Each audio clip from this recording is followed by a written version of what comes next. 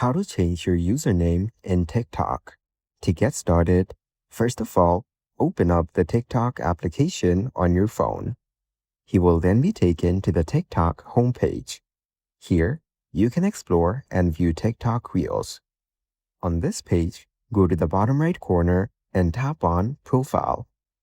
Now, tap on Edit Profile as shown. Here, you can edit your information such as your name, photo, username, bio, etc. Now, select Username. You can edit and change your username here. Remove the previous one and type in your new username in the text bar. Make sure to follow the instructions below. Once you're done, tap on Save at the top right corner.